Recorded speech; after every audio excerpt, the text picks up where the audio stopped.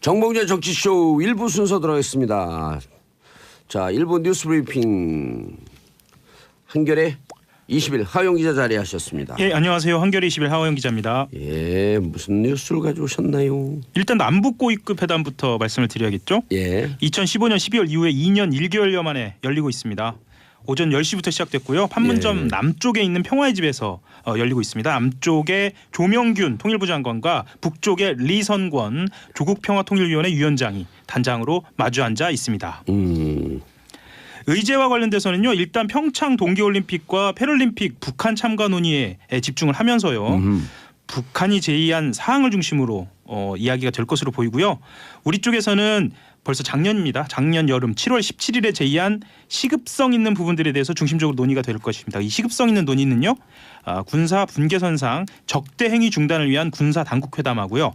이산가족 상봉 행사를 위한 적십자 회담에 관해서도 논의할 예정입니다.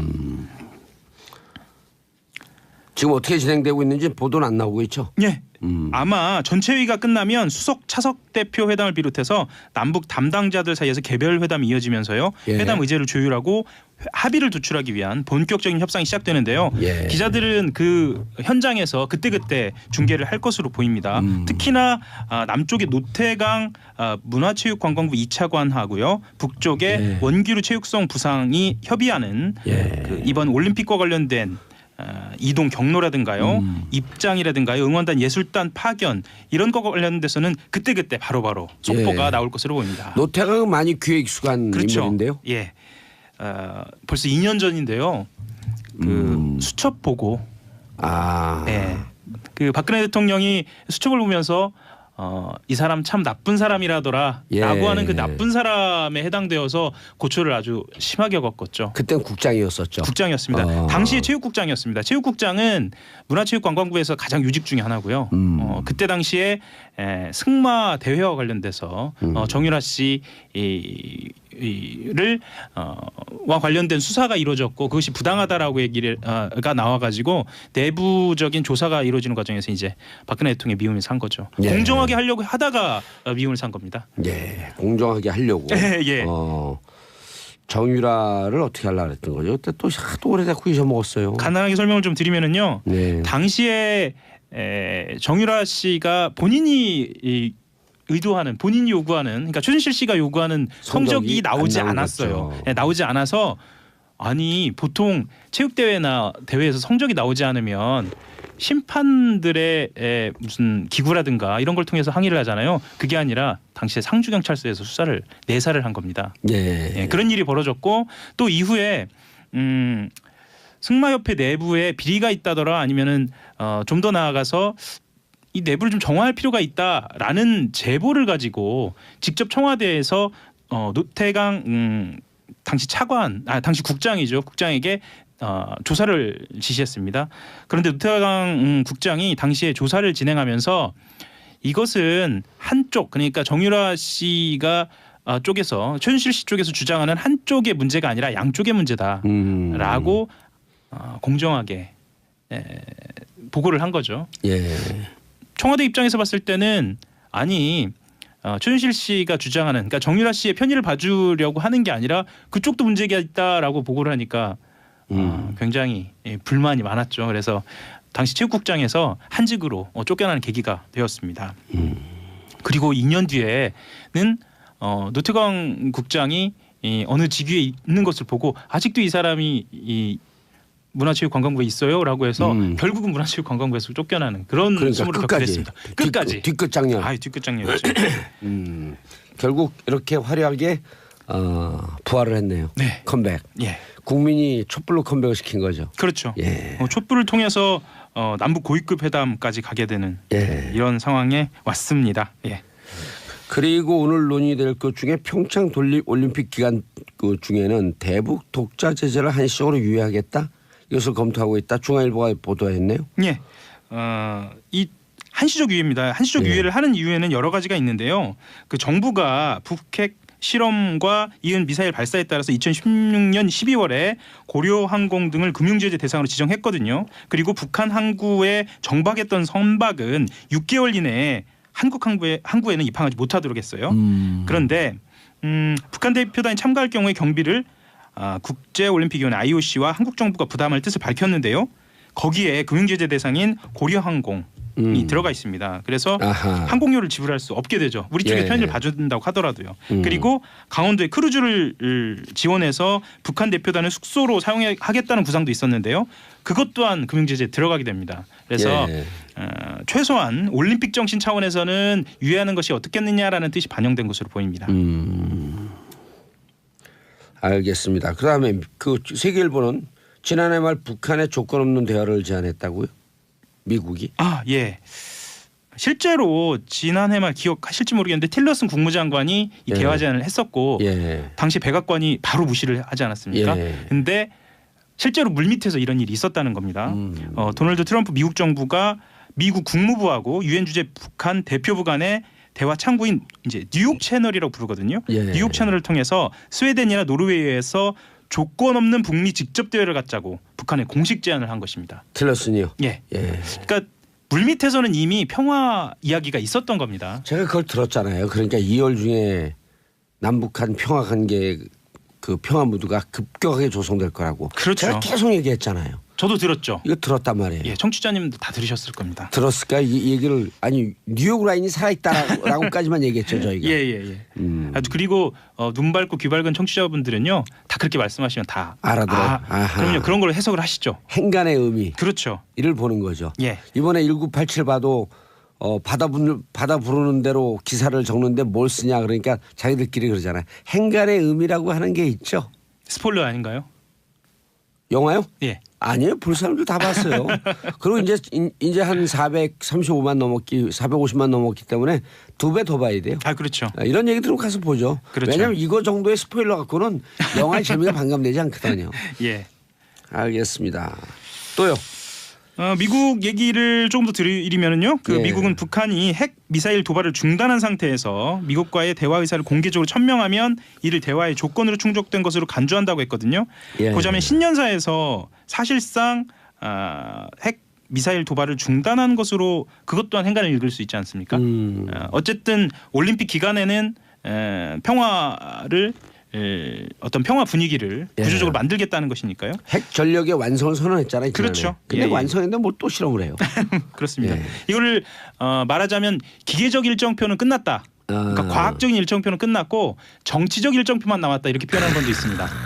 예, 이종석 전 통일부 장관이 이런 이야기를 했는데요. 저는 이것이 정답이 아닐까라는 생각은 또 좀 합니다. 기계적 일정표는 끝났다. 기계적으로는 더 이상 이제 기술적으로는 더 이상 할 필요 없고 다만 미국과의 대화를 위한 레버리지 지렛대로서 한두 차례 쓸 수는 있을지 몰라도 그렇죠.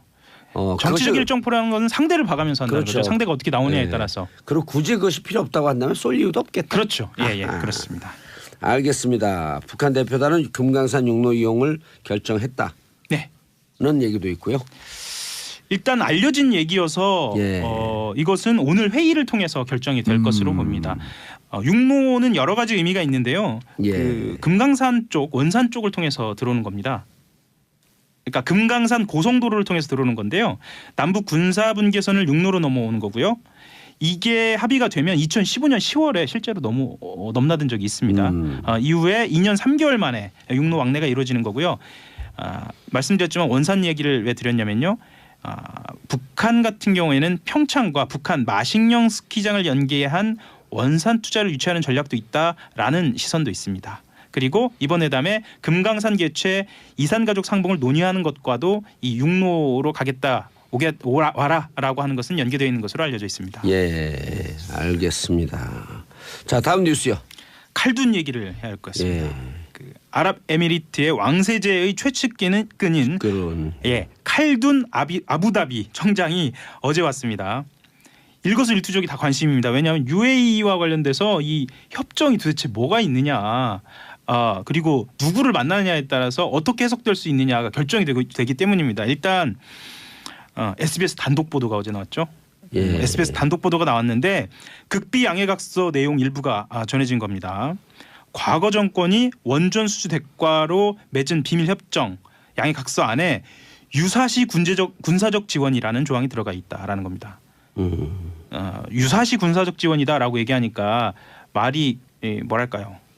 그냥 건조해 보이는데요. 일이 터지면 개입될 수 있다는 겁니다. 2009년 12월 아랍에미리트 원전을 수주한 이명박 정부가 이듬해 4월부터 10월까지 군사 분야 양해각서 3건하고 약정 1건 총 4건을 합의했는데 그 안에 들어가 있다는 겁니다. 지원 전력이나 기간, 방식 같은 구체적인 언급이 아니라 군사적 지원이라는 포괄적인 문구가 삽입된 것으로 알려져 있는데요. 이 포괄적이라는 게 더 문제입니다.